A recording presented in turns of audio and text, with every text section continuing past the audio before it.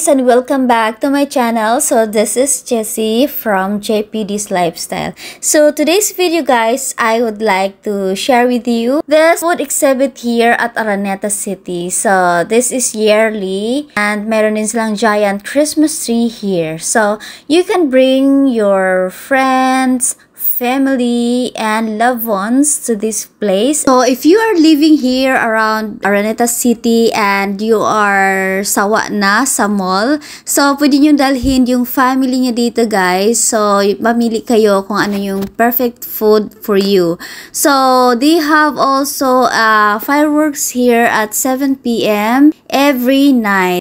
So, mga taga Quezon City, lalayo pa ba kayo? Andito na ang Bancheto sa Araneta City, guys. So, ayan na, tayo na yung pinupuntahan para sa food trip natin na mga street food. So, meron silang iba-ibang klase ditong pagkain, guys.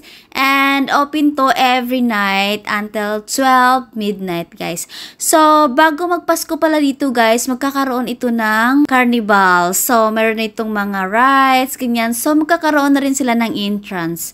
Ayan. So, meron silang takoyaki food. And dahil nagki-crave ako sa takoyaki, ito lang talaga yung pinuntahan ko dito guys. So, solid naman siya, masarap naman, and affordable naman siya guys. So, paniguradong mabubusog at masatisfied cravings kayo guys. So, ano pang hinihintay nyo? Puntahan nyo na to, Bancheto ng Araneta City guys.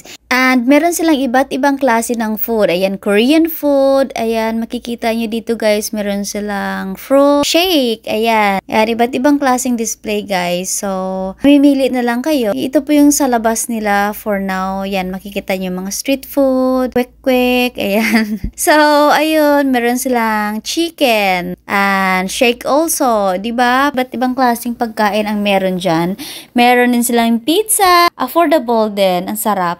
And then, meron silang chicken and gravy. Manok man. And siya, only rice.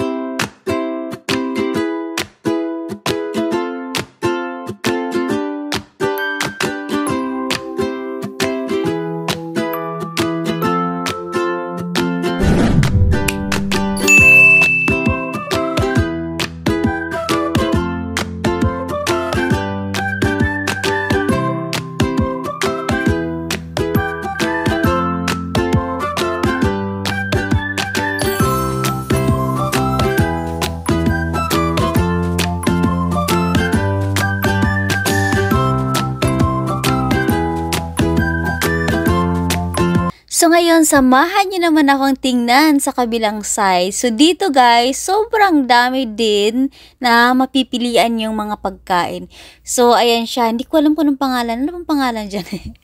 So street food din siya guys. So dito meron din siyang, ayan, ano bang tawag dyan? Isaw, may isaw.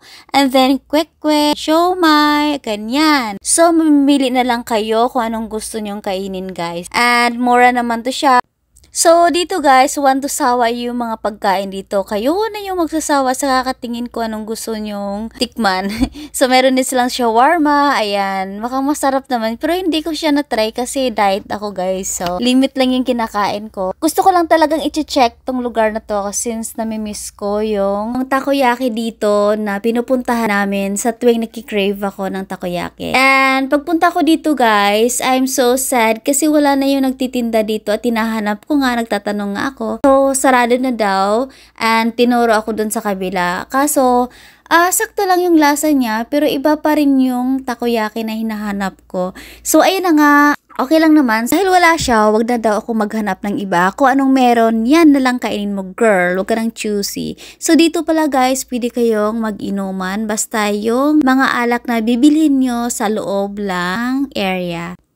So, pag nagpunta ako dito guys, ang dami kong naaalala kasi napakadami kong alaala dito sa lugar na to guys. From nag-aaral pa lang ako, dito kami nagtatambay ng mga kaklase ko after ng klase. So, yung may ka-date ako, dito din ako nakipag-date guys. Oh, diba?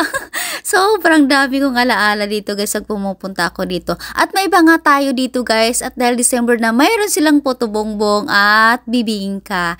O diba, ang sarap, may special pa. O asang ka pa, special ka na dito sa kanya, hindi ka special. So ang dami kong sinasabi guys, wag niyo nang patagalin, pumunta na kayo dito guys. So ayoko na nga patagalin dahil alam ko na buboring na kayo dito. Okay, bye!